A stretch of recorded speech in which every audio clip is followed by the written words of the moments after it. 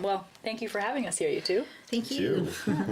Would you like to introduce yourself and the type of art you do? You want to start, Erica? Sure. I'm going to practice my Niskat. Oh, please do. I have to every time because you have to take the opportunity. But Y, Erica Davis, what? Willowan, Wham Niskat. Wilts, Amaget, Wilwitgui, Ksim Lakibu, Neat, Linda Wilson, Tanai, Helen Leeson, Nadzitsi, Lakalsat Wilwitgui, Gitlakakal Jogat. My name is Erica Davis. I come from Lakalsap. I come from the Niskat Nation. I am a Lakibu. I'm happy to be here. Oh, man. The art I do, I do all sorts of things, but currently I am in Frida DCing in my first year and learning form line and soon learning the art of carding. That's amazing. Yeah. Thank you for introducing yourself. Thank you. Rob, would you like to introduce yourself? Sure. I'm not as fluent in Niskat, so I'm just going to say... Oh, hello. oh, we have another. Who's this? This one's Gabe. So my name is Tloksamak from Get Luck Damix. My colonial name is Robert Davis. You can put that there. This is Medik, and I come from my mother, Valerie Percival. Her grandmother is Delina Robinson, Delina Percival, from Makaltap, Enkida. And this is my shop. Beautiful. Thank you for introducing yourself. Yeah. I always feel like I fall so short when I introduce people, so thank you for taking the time to do it properly. Rob, why don't we start with you? What kind of art do you make? It's funny, I actually started making jewelry, just really like what I know now is appropriated jewelry because I was doing bone bead jewelry, which as Niska we never really did, but I wanted to wear something masculine, something like from our ancestors, and I couldn't find it out there. I couldn't find what it was. And so I just started researching and reading our old books and hearing our stories from our people. And I started creating stuff from like wa'amps, or that's our Devil's Club medicine, the big beads, bear claws and wolf teeth, and eventually got into bigger things like abalone work and copper work. And I wrecked a lot of copper, spent a lot of money on it, but 3 years later, I've gotten okay at it, and Is this piece Erica's wearing? Simply? yeah, that's that's one of my Hayex's. Yeah, a mini one. Yeah, a little mini one. Way better than when I first started. This happens to us all. I didn't even know you were supposed to heat copper up. I would just bang it and broke, like copper breaks. So every time you hit copper, it tensions up. And so if you go too far, it just breaks, cracks. Wow. Not understanding, you gotta anneal it to work on it. And then now, like 3 years later, like you really get a feel for like the metal, like how far you can push it before you gotta like retemper it. And, Well, it's amazing. And It's a very temperamental thing to work with. And so I've been doing that. And then 2 years ago, Stephanie Anderson was instructing at Frida DCing, and out of the blue she reached out to me and she was like, hey, like I see you're trying some form line, you should come check out this school. And I've never actually felt motivated or like worthy enough to like learn our art, just because of past traumas, I guess. You know, I'm like 40 years old and had a couple bad incidents in the high school, but it was enough to like to make me make me push into it. And I couldn't go that year because we own our own bike shop, and I couldn't just drop drop that and, you know, spend a bunch of money. So I told her I will try next year. And so I've sought out funding. I made preparations to like close our shop down, and it was, you know, it was pretty scary, but my wife had my back, and I did it. And then it got even worse. I mean, my wife got hit with, you know, she's pretty... I got hit with lupus. Yeah, so... Yeah. 2 years ago. 2022 in November. Yeah. Wow. And so he started in September. Then 2 And months then later. 2 months later, and really it was 1 month later because it all hit in October. I got diagnosed at the beginning of November. Yeah. Oh my God. Yeah, there's a whole bunch of things going on, like, we didn't understand. We didn't know what it was. There's days, like, she couldn't even walk upstairs by herself. She couldn't get off the couch, and Holy and crap. yeah. There was a week's worth he had to hold my back and lower me to the bed. And then if I had to get up, he'd have to come and scoop me and lift me up. Like it. And so, yeah. Well, with a business, 2 kids, and a school Yeah. full time. Yeah, and so it's like, what do I do? Like, do I drop out? Do I stay home? And got through it. I did all my work at school. I just kind of kept my head down, didn't speak to anyone, didn't bond, didn't. For the longest time, I just kept working, and luckily, you know, Erica got blessed with some good doctors, and you know, got a really early diagnosis. And, Yeah. It went along really quickly. yeah, like it didn't feel quick at the time, but bet. well, thinking about it now and then hearing about other people's stories, you know, they've been waiting years and they haven't gotten a diagnosis yet. Oh, wow. And so, you know, big thanks to like FNHA and a couple like really great First Nations Health doctors. Association. Yeah. Yeah, that was so relieving. Yeah, I And can imagine. yeah, and so I got through first semester. That's really what it was, and then second semester went back like feeling a little bit more refreshed, and met some really cool people. We had Phil Gray as a guest artist in the studio. Yeah. It's never been done before. They've wow. never had a guest artist stay for a whole semester, and. I mean, I might have stalked him a bit in the studio. I just got, like, my desk was, like, right by his. And, like, He was there for second year. He wasn't there for first year. Yeah. He was there to help the second year. And you were in first year at the time. I Yeah. was at first year. But, like, how could you not watch How could what you he was doing? not? Yeah. I know. I went Yeah. to school one day, and he had, like, his fucking bird mask. Sorry. He had this bird mask. He, like, painted, like, carved out a red cedar, and it looked like a bird. So it looked like this giant, like, 200-pound bird sitting in the class. That would take my attention. Yeah. If I'm being honest. Yeah. Yeah. And I heard, too, he's also the artist behind your t-shirts. Yes. Yeah. Yes. While we're Yeah. talking about Phil Gray. Yeah, absolutely. He's an amazing artist. Yeah. Yeah, He totally. did look these up to him. for, he did these. He didn't get any profit off them. He did them for Palestine. That's amazing. Yeah. Yeah, good for him. How could you not have a shirt? Yeah. But, so And then, anyway, I was lucky enough to start carving. And because I was so far ahead in my assignments, I was like, hey, could I, like, do a mask with you? And he was cool enough to do that. And so I actually, out of all the first years, I got to do a mask with Dempsey. And I think Dempsey thought I was the second year, honestly. sounds about right. Yeah. But so I did a mask with Dempsey, and then I got to do a spoon with Dempsey and Jade Hanus. And then I got to do a mask with Phil Gray, and it was a portrait. And yeah, and it like caught me right away. I was like, this is what I got to do. And so carving is really like the main thing for me. Carving was the goal. That's why he wanted to go to school. Yeah. And so now I carve. Beautiful. That's amazing. Carves beautiful creations. Thank you. You want to tell me a little bit about this piece? Sure.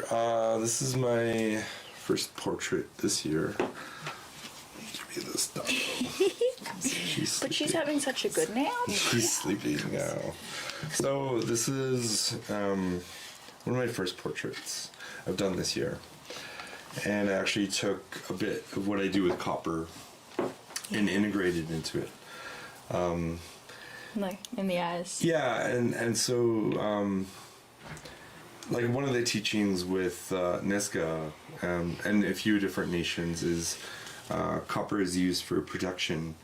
So when one's traveling to the spirit world, you mask your eyes with copper, and so you can come back. And so this piece is got a big story. I'm a bit too emotional to talk about it right now. It's okay. But basically it's traveling between two worlds. And it's got the crescent cutouts. One of my goals is for all of my pieces to be functional. And so I hope that this one gets to dance someday. But I don't want to make anything that can just sit on a wall. I want it to be able to come alive and wake up. So it's almost done. My wife's actually a really humble, talented cedar worker.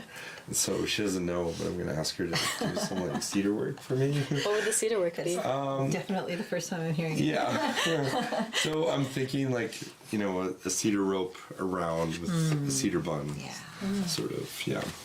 That would be amazing. And it's a portrait of you. Yeah, it's a portrait mask. It's done in Niska style, inspired by Norman Tate's sort of work. He had this really great way of getting the Niska cheeks out. Norman learned from his dad, Josiah Tate, who's one of the carvers that was able to retain like the traditional Niska style from the old days. And so I really study his work quite a bit to get sort of that prominent cheek out. I should probably look at other artists too, but I mean, if you look at the eyes are actually done sort of like there was an era where Phil did this thing where he had like red lining inside, and I really like that. So I mean, we were talking before about how art is really meant to be created the way you want to be creating it. Yeah. I think if you're making art based off some artists you love, you're in a very good place. I don't. Yeah, for sure. This one was fun. I got to make the blue for it, and I put some sparkle in there. I love the sparkle. Yeah. And I actually call that color Niska blue. It's when you look at the old pieces, it's got like sort of that pigment.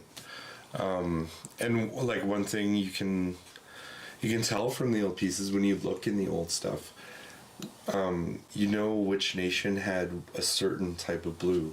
And once you learn how those colors were made, it all makes sense on why every one of them was unique. And basically it starts more green up in like the Alaska territory, and it gets bluer as you go down the coast. Really? Yeah. And so we won't discuss like where the pigment comes from, but yeah, it's like certain areas where they got pigments from, they just have different elements, right, in their earth, in their, you know, waters, in their everything, right? So when they're collected, it just, yeah, so the pigments are all different from different areas along the coast. That's so cool. Yeah. I mean, yeah, even the red is as close as I could get it to what was our ceremonial red. We had a certain type of clay that we used for ceremony, and it was a dark brownish hue. I mean, obviously it's a bit different because it's been aged through the years, what it looks like now versus what it looks like then, but I'm going to find the red. Yeah, I believe it. Yeah. And how does it feel now working in a traditional style to your nation instead of where you started? Because it sounds like you've changed very much your art style over the years. Definitely new appreciation for other nations and other cultures and what makes them unique. You know, like finding out dream catchers are on a snobby and they're not just for everyone. And like bone bead jewelry isn't something we wore really. And then once you get into like the actual like carvings and the different styles of masks and the different style of form line even, I mean, even carving, the fundamentals are form line. Everything's in form line. And so if you don't understand form line, you're not going to understand carving. If you don't understand the stories behind it, you're not going to understand how to carve that piece or how to make that look or feel, right? So, yeah. How do you find story and backbone kind of factors into your artwork? I think it's all of it. I mean, there's pieces I've created for my house. There's pieces I've created for my chief, and there's rules behind those, and those rules are, there's some stuff we can share. There's some stuff we don't share. There's some stuff. My regalia, I can wear part of my house crest, but I can't wear the whole house crest. Only the smoget can hold all of that strength. And then there's the stuff that I create for sale or for exhibition, and I pull that from my own Adawic or Adawics or our own histories, and so I give myself that permission to share whatever I'm going to share. Every piece I create, I don't actually have any form line here, but everything I create is me. It's basically an extension of myself or a story. During my first year painting exhibition, Nikita Trimble was actually the person that helped me learn that, and I was telling her this dumb story about, I was riding my bike along the Nass one day, and this wolverine, I didn't know what it was, I didn't know we had wolverines, jumped out of the ditch, and it looked like an angry mop, and it was chasing me, and it was hissing and growling, and it was nipping at my legs, and I was doing about 30 before I dropped it. And so I went home and I Googled, I'm like, angry mop, what is this? And I found, I found Angry mop. I found wolverine, and apparently they live up here. And so I actually did a piece, did a form line of a wolverine, sort of crouched down, baring his teeth, and I stuck a shoe in his mouth, and that was the story of his Angry piece. Mop. Yeah. And so I named it Angry Mop. That was one of his original pieces in the Frida Deasing show last year. Yeah. And so Awesome piece. so I don't think without the school I'd be where I am now. I mean, just the immersion and the knowledge you get, like, it probably jumped me ahead at least 10 years, which, at my age is helpful. Yeah. It's huge for anyone. Yeah, it's really helpful. Yeah. And I mean, you really got to push. Like, it's a self-guided school. They teach you a lot. But I think, like I said to you earlier, you get out of it what you put in. Yeah. What year are you in at Frida Deasing? Year 1. Yeah. How are you liking it so far? I'm really enjoying it. I actually, big shout out to Arlene Ness. I actually was fortunate, I think in 2021, they had put out multiple 6-week courses online. They were free. The college put them out there. Arlene Ness was one of the instructors. I don't even think I heard about the ones that happened prior to this call out, and I don't know, out of hundreds of people, you send in an email, and 12 of us were picked, and I was super excited to get picked. Yeah, and so that was my first introduction to, semi-mentorship and formline. She helped me pull together so much. So even the pieces that I have here are all created after Arlene's influence and teaching and her guidance. So none of these pieces, unfortunately, I don't have any prints that have been created from Frida Deasing yet, since I haven't even been in there a whole year yet. But she helped me understand all of this stuff, and so I forever am indebted to Arlene. And the college for putting it out there. Yeah, but really enjoying thoroughly. First year and learning more, and it feels like it's never ending learning. That's a good feeling. I've learned so much. I learned so much with Arlene, but I'm learning so much more in school, and there's still so much more to learn. Yeah.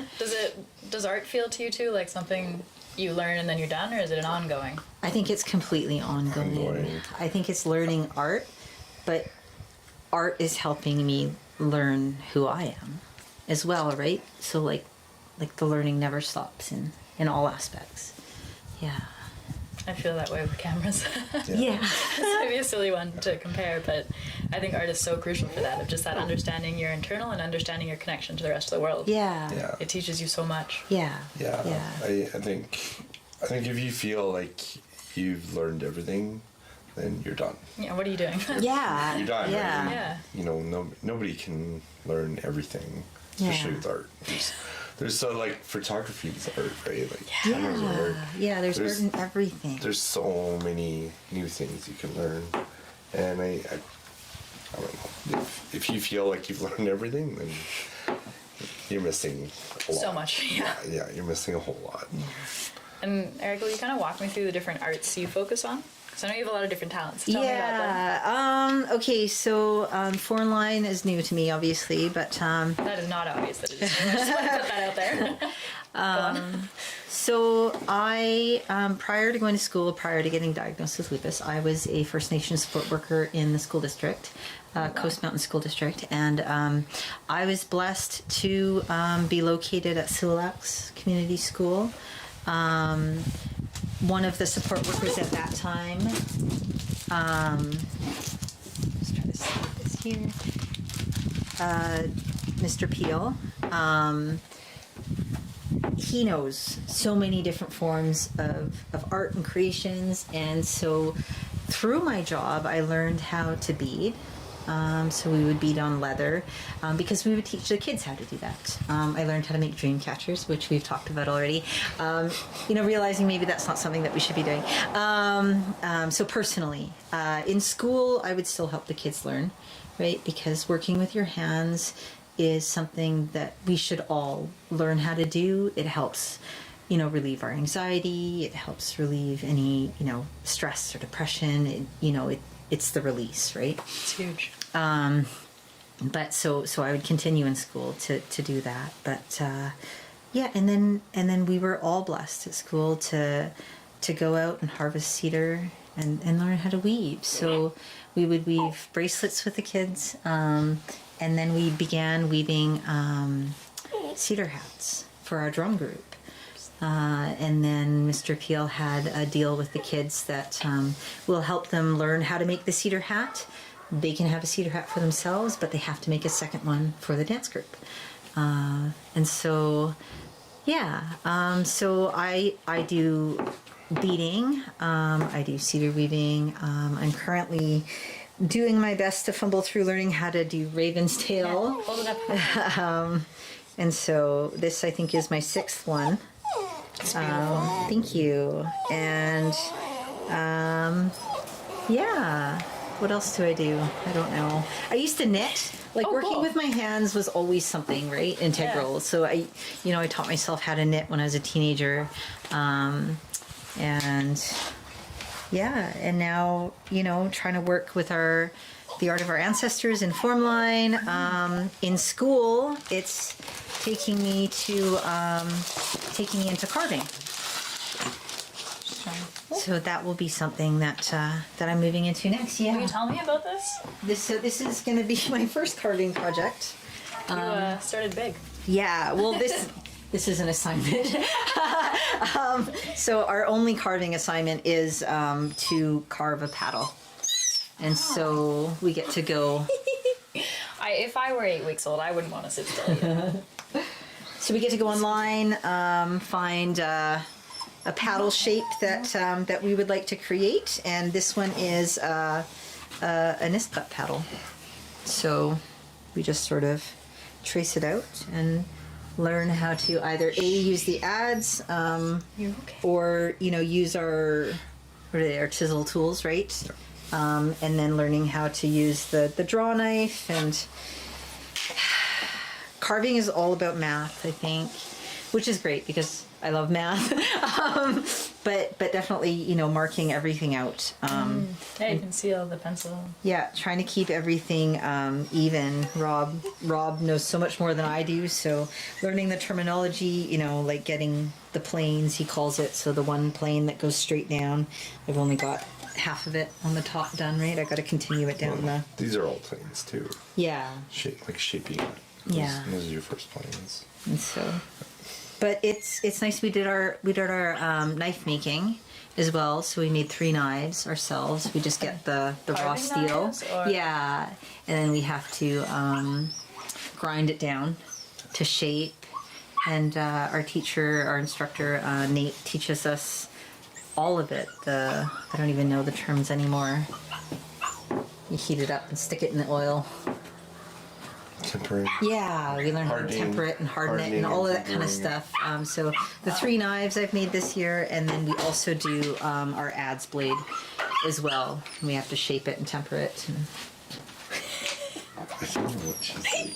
Sorry. No. she's our new baby. She's only been that's a week. And she's only 9 weeks old. Yeah. Everyone would lose their shit at 9 weeks. What is that? What does it mean to you to be creating something that is traditionally Nisket and is like created alongside other artists? How does it feel to be creating that paddle in school?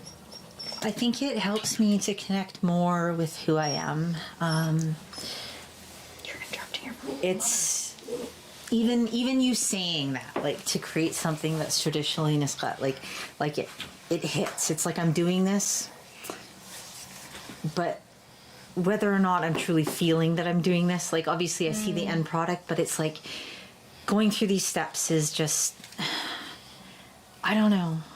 It's just super surreal. I don't have it here, but I created a bentwood box rendition. It's hanging up in the Kitimat Museum right now in the art show.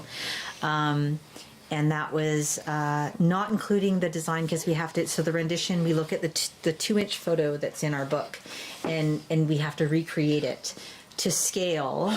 So it tells you in the book how big the bentwood box was, and so we recreate it to scale, and then, you know, transfer it over. Either we can do it on paper and paint, or we can do it on birchwood canvas. Are the 2 options that are open to us. There's probably other options, but I chose birchwood. You transfer it over, and so not including the design work and the transferring, the painting alone took about 45 hours, night after night after night, and it was like I was watching my ancestor come to life, right? And it was about probably 2.5 weeks in of painting, because I can only give it like 3 hours a night or something a day, right? And I just looked at Rob and I was like, I can't sell this, because you're allowed to, right? They're renditions. They're perfectly valid to create, to sell, but it just completely felt like it would be selling one of my ancestors. And then in the creation of it as well, watching it come to life, just realizing how incredible our ancestors were in their abilities and their skills, knowing the tools that we have at our ready, right? We have transfer paper, we have pencils. If we don't have a pencil, we can just run to the store and go buy another one. We have rulers, we have, all this stuff. And they didn't have stores.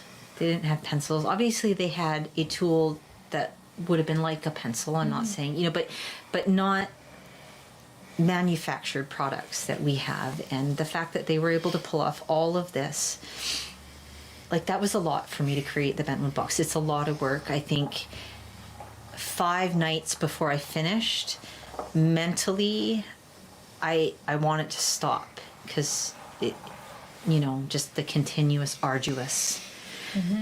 This is so many hours. Yeah, deadlines are a good thing, because deadlines cause you to, you have to finish it. And so, and a deadline isn't even a deadline. The deadline to finish it was like a week before it was supposed to be finished, because now you have to let the paint dry for an hour. then you can oil, or not an hour, sorry, a day. Then you can oil it the next day. You still have to hang it, right, to be ready to be hung up in the museum. And you were creating a painting of a bentwood box. Yeah, the same image that was on one side of the bentwood box. I recreated that one. Yeah, and so, yeah. Wow. And so it was just sort of, in that painting specifically, it's small celebrations. It's like, okay, I finished one double I, and that was the end of my night. And it was like, celebrate that. You know, I left all the fine lines to the end, you know, and so it's like you celebrate the fine lines are all done. And yeah, you celebrate that the painting's all done, but like I said, it's not finished. You still have to, so it was just sort of working through. But I think, like I said, the connection is the biggest thing for me. Just, you learn who you are, you learn more about who you are, you learn how to slow down too, actually, which is also a really big thing that I'm learning. It's hard to do. Yeah, it's hard to do in this day, right? And I think about 500 years ago and how life was just slower back then, that you could take the time to do these things. Yeah, and how nice it is to be reminded that we should slow down. Yeah.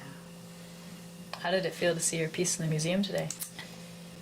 It was really nice. I posted to Instagram actually right away, and it really feels like going back to visit this ancestral being that chose to, you know, to come back to us through me, right? But yeah, it was nice, and it's nice anticipating it hanging on our wall, because that's where it's going to go. Yeah. When it comes back. So yeah, That's amazing. yeah, And it's amazing to hear how much presence there is to your work and how much you feel that presence. yeah, I think there's, like you were saying, it's the difference between something that's replicated and something that's genuine art and genuinely created Yeah. yeah, in culture art. yeah. That's phenomenal.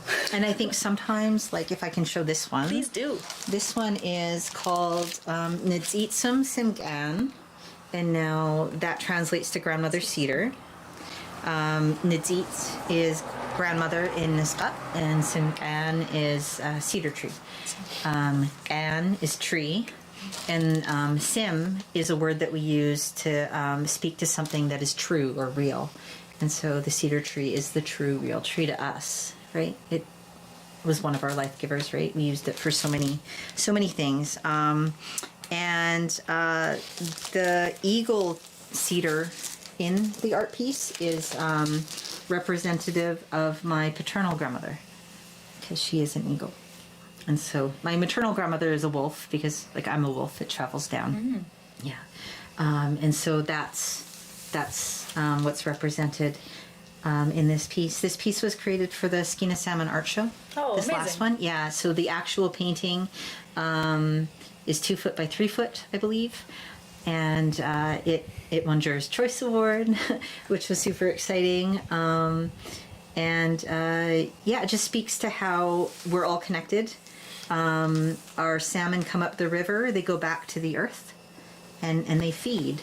They feed our grandmothers, amongst, you know, all the other plant life. But and so just as we know in life that we need to take care of our grandmothers, you know, we have to remember our grandmothers of the forest in the same fashion.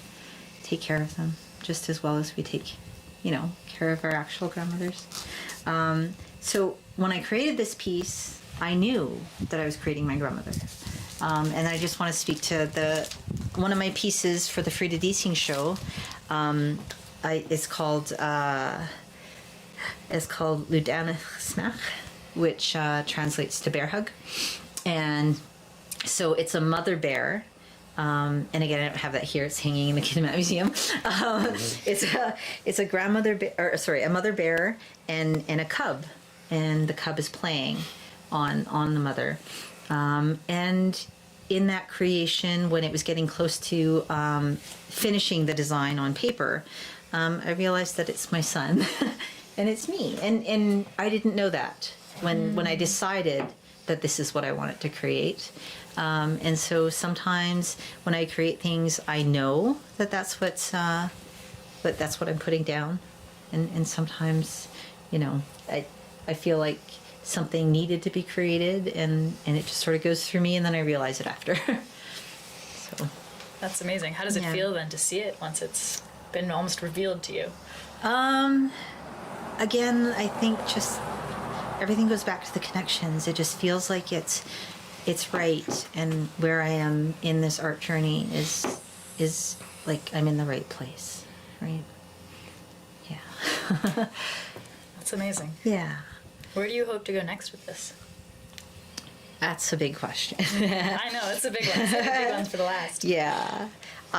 So I'm in first year, and I have one more year at Frida Diesing. Frida Diesing wasn't something that I technically was going to do. I work with children in the school. I work in an elementary school, and leaving them to go to school for my own self was a difficult choice for me. I'd thought about Frida Diesing for probably 3 years before applying for Frida Diesing, and disconnecting from the school and the children was not something that I felt that I could do, because I love working with the children. I didn't want to take myself away from the children.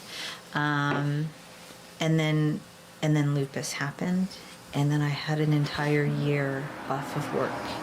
And so that transition sort of happened on its own. Yeah. Giving me the ability to think about applying, knowing that even if I got accepted, I could still decide if I wanted to go or not. But I wouldn't have that choice if I didn't apply. So I applied. And so I'm kind of still in that situation. I have full intentions of going back to the school district, but I'm thinking about what would life be like as a full-time artist though as well. So we'll have to see. My objective in life was not to be a full-time artist. My objective in life was not to be this big, world-renowned artist. My objective in life always was to find connection with myself, to maintain connection with community, to help our youth. I mean, if I go back to school, that would be intertwined, I imagine, with it, helping our youth be comfortable with our artwork, to know our artwork, to understand our artwork, to not feel like I did growing up, that they are not allowed, access to our artwork. And so both are being juggled at the moment. And I think I have chills. Like, I can't imagine what it would be like growing up to have someone like you sharing art and teaching art, to be in elementary school and have it. Like, I know from my own growing up that, like, just learning art in general was huge. It let me understand who I am and more the world. Yeah. But to be able to learn it with that historical and cultural context, those kids must be so lucky for that work with you and potentially in the future. Yeah. But yeah, that's a hard choice. I see how you're juggling it. Yes. Whereas Rob has a different... Yeah. Rob, where are you headed? I mean, I definitely don't want to stop what I'm doing.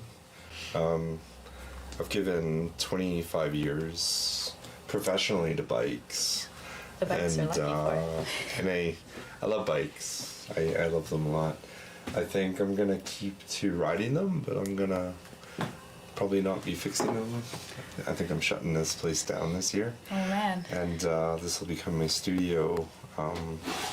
It's funny you bring it up because I've been thinking a lot about teaching and what that would mean. And our local Getlektak actually just bought a bunch of hectares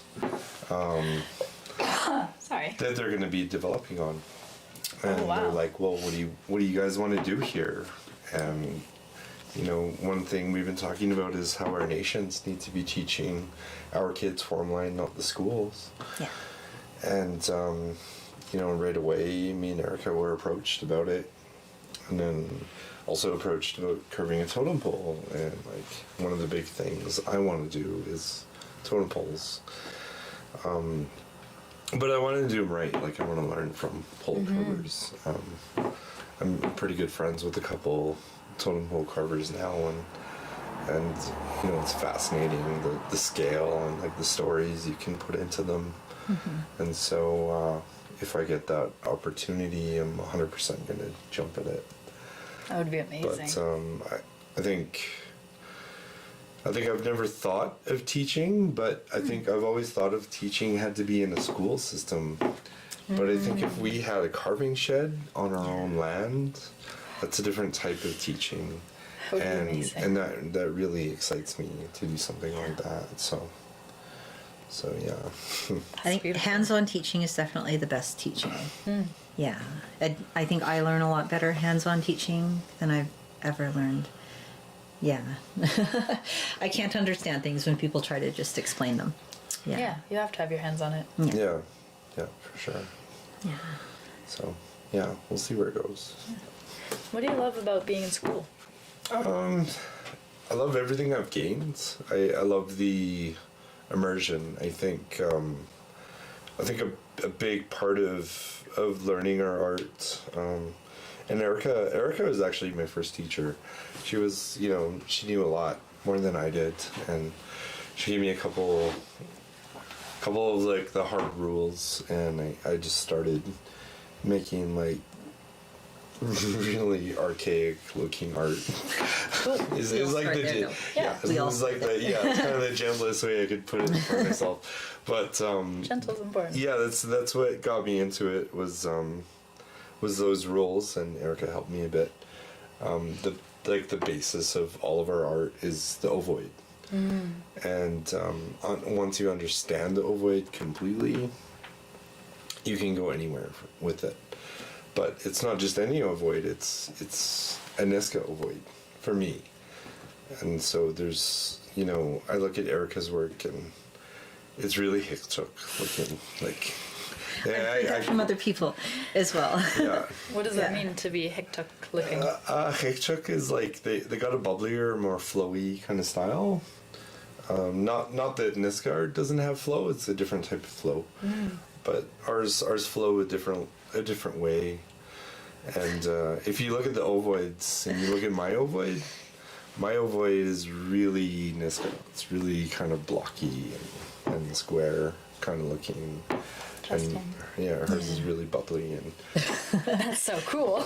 I don't see it because okay. art is just art. I'm just creating, right? Yeah. But yeah. You're still creating in history. You're creating in... Yeah, but it is very true that I think we carry the hand of our ancestors 100%, and it's not that I'm not Niska, I am, right? But yeah, that's what people are seeing is more a Hiktuk style coming out than a Niska style. That's interesting. Yeah. But I Inside mean- of you speaking louder. yeah, and in the school, I mean, that theory's proved. We're all given the same worksheets that we all have to copy. You don't copy it by tracing it, you copy it by looking at it. And everybody's assignment looks 100% different. Yeah. Even though we're all drawing the same thing, it's all different. Yeah. Everybody does an ovoid different. Yeah. Yeah. That's huge. Like if you said draw bear to me and draw bear to Erica, they're gonna look completely different. Yeah. And so That's the value of having different artists. This is yeah. huge. Yeah. That's why we need you both creating art. Yeah, and I mean you learn so many different things from different nations, right? I've learned some really cool tricks. One of my good friends is Kyle Talio, New Hulk artist, and he showed me like this insane stuff, like especially how to use knives. He's got this thing for like the long Sloyd knives, and he showed me how to get in the spots with them, and I'm like, man, that's so cool. That's amazing. Yeah. Does it happen a lot at school with having so many different nations come together? Like that sharing? I think if you want it to. Yeah. If you want it to. It's not forced, it's not implemented. But Although I do hear from the instructors, they feel the importance of being together as a group and a family and sharing, right? Not just with each other, but to go beyond the school and to just keep sharing, because that's how you're going to keep the art alive. Yeah. Yeah, for sure. If you guys still have some patience for me, I have another big question coming your way. Sure. Yeah. Let's start with you, Rob. What do you think is the responsibility of an artist? Responsibility of an artist? Or the role, maybe? The role, I think one of my favorite, a lot of my favorite teachings come from Dempsey. And, you know, he says, if you're going to do something, do it your best. You know, he doesn't say do it the best. He says do your best. No matter what you're doing, do it your best. And so taking the time to, like, get everything done as best as you can is the only way you're going to grow. The other teaching that I've sort of embraced by him is, you know, do 2, do 3. And so every project I've done this year, I've done 2. In some cases, I've done 3. Big dedication. Amazing. Yeah. And it really helps sort of solidify the steps. But yeah, we got these posters up in the studio, and where I sat last year, there's a poster of Dempsey, and it says, talent's cheap, it's the hard work and dedication that you put into it that makes you a great artist. And I told him at the end of the year, right, where I said the sun would hit and it would cut all So the you code get off. glare. And so all I'd read is talent's cheap. And I told him, I was like, you know, your voice in my head sort of like turned into Sam L. And so, like, in my head, I would, like, chant talent cheap in the way Sam L would say it. And he laughed and he's like, don't ever say that, though. So hopefully he doesn't watch this. Oh, I'm sending it right to him now. Hopefully, oh man, I'd be honored if Dempsey's watching our shows. But yeah, I mean, there's a lot you can learn from every artist. Yeah. And I think a good rule is do your best. Do 100%. And be open. Be open to criticism, be open to anything, right? Because you're going to learn something. I mean, there's healthy criticism, and then there's... No, the haters. Yeah, and you'll feel it, right? But be open to it. So, It's beautiful advice. thank you. What do you think? What's the role of an artist? So I feel like the more and more we've talked to other artists in school, you know, we've had the opportunity to have guest artists come in and they talk to us about their work. And the biggest thing that I'm hearing, because everybody's going to hear something different, because everyone connects differently to, you know, different things resonate. But the biggest thing that resonates with me is the big responsibility that we have in our storytelling is remembering our connections to ourselves, our connections to each other, our connections to the land, the water, to the greater spirit, right, our creator. And that allows us the ability to remember how we need to respect our land, respect our water, in hopes of reminding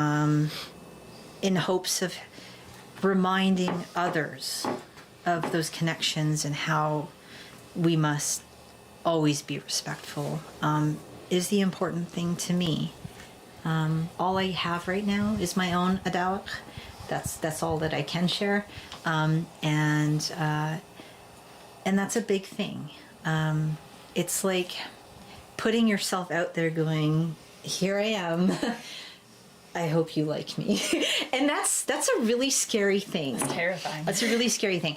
And so when we go to like artist openings, or even just talk to, you know, anybody who wishes to talk to me about my art, it's like you're in this position where now I have to put on my artist, right, self. But I don't want my artist self to be a facade. It still needs to be my genuine self. And so it's just constantly like stepping into this responsibility with honesty and integrity, and that too is a hard thing. It can get, you can hit your mental cap in all of it at times, but yeah, so that's a huge responsibility I see as an artist. On top of that, again, because I come from the school district, in the years before, in sharing everything that we're learning with the youth, and not even just the youth, but the adults who also didn't get the chance, right, to share our knowledge, share our skills with our Indigenous brothers and sisters to connect themselves with the art of our ancestors. So That's amazing. I think one thing that I wanted to share was that it's been said that that we don't have a written language, but we do. It's just in the art form that is our language. That is our storytelling.